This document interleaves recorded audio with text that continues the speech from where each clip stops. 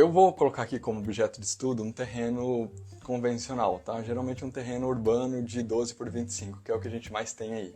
E aí imaginem que tem um arquiteto que ele tem essa demanda. Então o cliente chega para ele e fala, olha, eu tenho um terreno de 12 por 25, eu preciso de uma casa, eu preciso de um quarto, uma sala, uma cozinha, né? Um programa de necessidades bem basicão mesmo. E aí o arquiteto, ele vai começar agora esse projeto. Geralmente o erro que eu mais vejo, que acontece bastante, e percebo isso muito em TCC também, quando eu participo de banca, eles pegam algumas condicionantes, né, elencam algumas condicionantes, principalmente as que são universais, como a questão da legislação, né, parâmetros urbanísticos, e aí eles utilizam desses parâmetros para implantar a sua edificação. Então a gente tem um terreno em branco, uma tela em branco, e aí como que eu vou implantar esse programa que o cliente me passou? Bom, vou primeiro respeitar os parâmetros urbanos, né, urbanísticos. E aí se coloca esses afastamentos mínimos. Então, geralmente 1,5, coloca lá afastamento de um lado, de outro, e implanta a edificação no centro do terreno.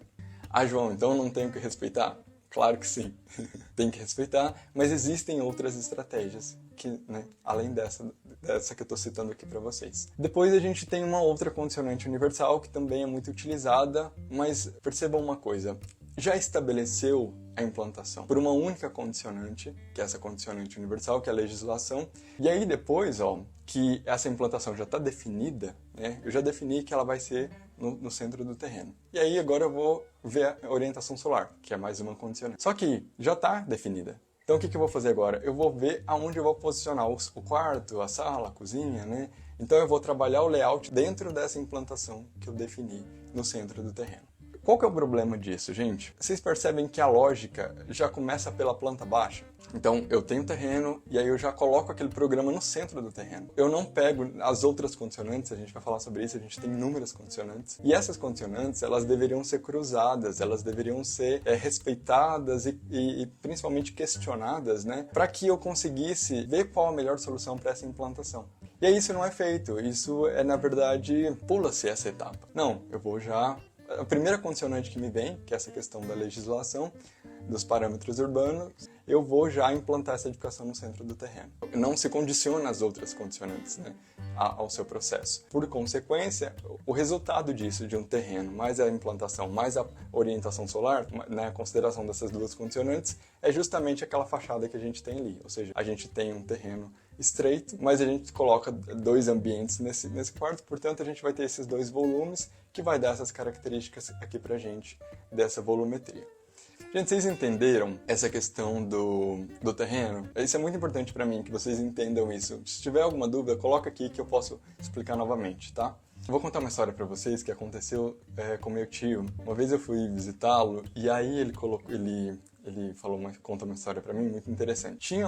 Ele comprou alguns terrenos em um loteamento, era uma cidade, Ituiutaba, e nessa cidade eles faziam isso. Várias pessoas compravam terrenos, né, para valorizar esse espaço e ali depois futuramente construir. Aí tinha um espertinho lá, o que ele fazia? Ele comprava, era um terreno de 12, de frente, só que ele comprava 2, que dava 24, e aí ele ia no cartório e unificava esses dois terrenos, aí ele ficava com um terreno de 24, de frente. Depois ele voltava no cartório e desmembrava. Desmembrava agora por 3, então ele tinha 3 terrenos de 8. Aí ele comprava 2 e vendia 3. Olha que esperto. E olha que interessante isso, a própria vizinhança dele começou a se manifestar. Eles se manifestavam porque eles falavam que ia denegrir aquele espaço, né? Aquele bairro ali, porque as casinhas, elas eram todas iguais. E aí eles usou até um termo que agora eu não me recordo. Ao dizer deles era tipo assim, tá tudo muito parecido, isso tá virando tipo casinha da Coab, e vai desvalorizar as nossas construções, as nossas casas, né? O nosso bairro. E aí começaram a entrar na justiça contra esse cara. Ele estava fazendo essas casinhas, né, com esses projetos rasos. E eu achei muito interessante isso, né? Como essa população se preocupou com a qualidade estética, né, desse lugar. Tem outras coisas, né, outras questões envolvidas, é claro, também a questão da esperteza dele, né? Eu acho que a galera se incomoda um pouco com isso e com razão, mas eu achei interessante essa história e só para colocar ela aqui para vocês.